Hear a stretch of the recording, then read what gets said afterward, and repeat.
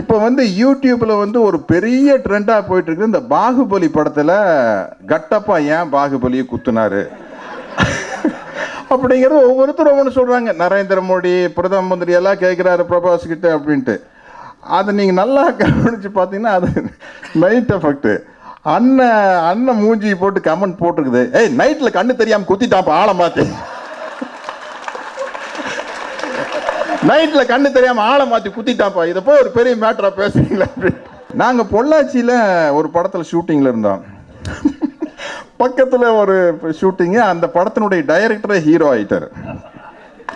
அவருக்கு எங்க செட்டுக்கு வந்தாரு. எங்களை பார்த்தோன்னு வெக்க, அவர் ஹீரோவை நடிக்கிறது. ஏன்னா நாங்க போனதுக்கு அப்புறம் கலாய்ப்போம்னு கண்டிப்பா தெரியும்.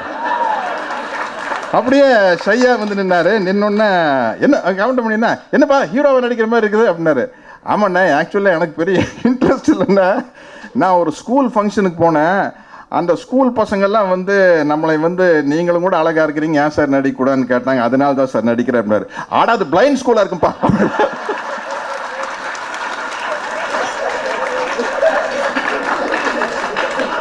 எம்எல்ஏ வந்து ஈஸியாக கிடைக்கும், மண்ணெண்ணதான் கிடைக்கிறது கஷ்டம். எனக்கு பழைய ஃப்ளாஷ்பேக் ஞாபகம் வந்துருச்சு. தாய் மாமன் படத்தில் நான் ஏதாச்சும் ஒரு வேலைக்கு போனால் தான் எனக்கு கல்யாணம் பண்ணிக்குவேன்னு கதாநாயகி மீனா சொல்லிடுறேன்.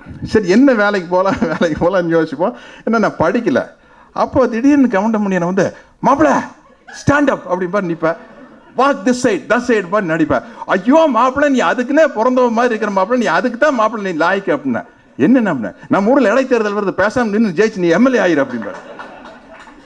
அண்ணா எம்எல்ஏ ஆயிருன்னா அதுக்கெல்லாம் படிச்சிருக்கணும். ஐயோ அந்த கருமத்துக்கு படிப்பே வேண்டாம் மாப்பிள்ள, துண்டுபிடி கிள்ளி கொடுத்துவேன், நொண்டி நொசுக்கா சொம்புதுருன்னவன் எல்லாம் மொத்த கருமா தான் அங்கே இருக்கு.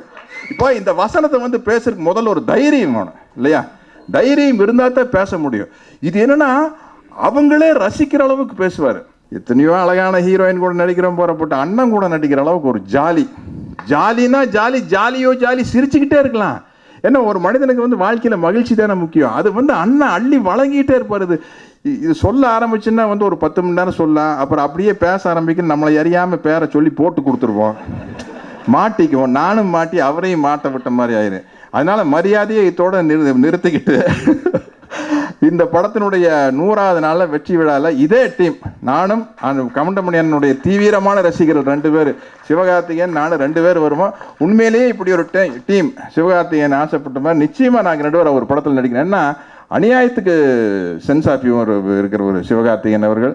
அது என்னன்னா அந்த சீனுக்கு சீன் டெவலப் ஆகிட்டு போகும். அப்படிப்பட்ட டீம் அமைஞ்சா தான் சீனுக்கு சீன் டெவலப் ஆகிட்டு போகும்.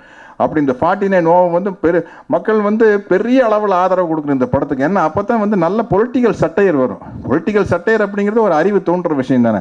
இந்த படத்தை பார்க்கல எனக்கு என்ன ரொம்ப சந்தோஷம்னா, ரொம்ப நாளைக்கு அப்புறம் ஒரு அரசியல் சட்டையர். அதுக்காக நான் டைரக்டருக்கு உங்களை பாராட்டுறேன், வாழ்த்துறேன்.